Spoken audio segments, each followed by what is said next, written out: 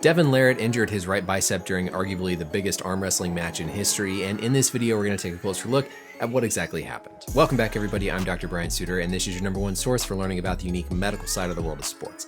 This past weekend, one of the biggest arm wrestling matches in history took place, and unfortunately, Devon Larratt suffered an injury to his right arm. Specifically, he mentioned his right bicep. The second round appeared to be when this injury occurred here, and if we look closely, we don't really see a big, sudden, obvious snap of his bicep, but there's enough here in this position that clearly explains how the bicep gets injured with arm wrestling. This was Larratt immediately afterwards talking about his injury. Let's take a listen. It's in the bicep, for sure. It's in the bicep. Bicep and hand. The hand's all ripped apart too.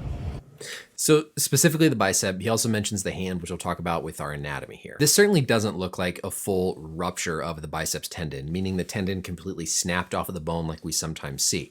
But arm wrestling is pretty much the worst possible scenario for injuring your biceps because of all the force that's applied. And what we have to think about is that tendons and muscles typically rupture when they're under a lot of eccentric load, meaning the muscle tendon unit is lengthening while you're trying to contract it.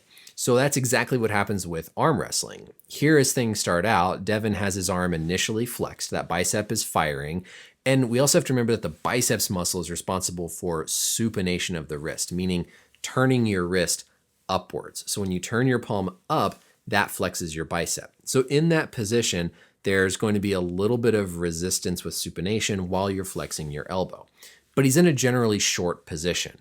As things progress here during this round, his arm goes from elbow flexion into an elbow extended position. And as that elbow extends, that puts more stretch on the biceps and the biceps tendon.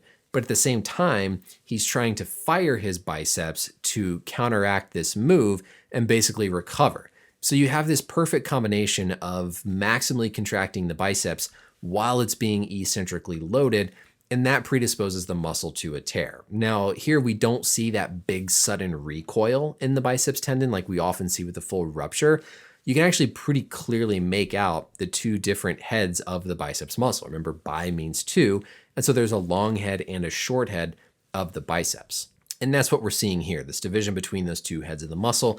And again, probably in this position is when we're going to see a strain, maybe a partial tear of the biceps or the biceps tendon. But again, it doesn't look like things completely snapped off of the bone. If we look at our biodigital anatomy tool here, I've shown the biceps and some of the muscles of the forearm, because remember, Larratt mentioned that his hand was sort of crushed as well. Of course, like I said, the biceps has two heads and there's two tendons. The long head, which comes and anchors up around the arm bone into the socket of the shoulder, and then the short head, which comes off of the shoulder blade.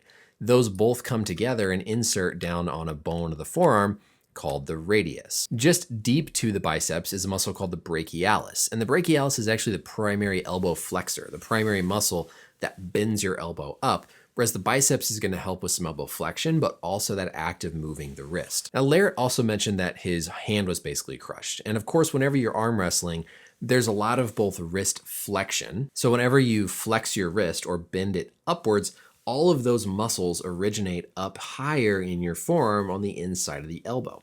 Those muscles then transition into tendons, and the tendons go down into the hand. There's actually not as many muscles in the hand itself as you would think. A lot of that grip strength comes from the muscles up by the elbow. And that's kind of what we're seeing here on the anatomy model. This whole group of muscles is going to be the common flexor mass. Basically, all those muscles have tendons that then go down into the hand to help contract and flex the fingers. Now, within the hand, we do have some intrinsic hand muscles that do contribute to that flexion and extension, but they're much smaller compared to the bulkier muscles that we see up in the forearm. So between all the bones of the palm, there are some muscles. They're called the lumbricals specifically, and then the dorsal and palmar interossei muscles.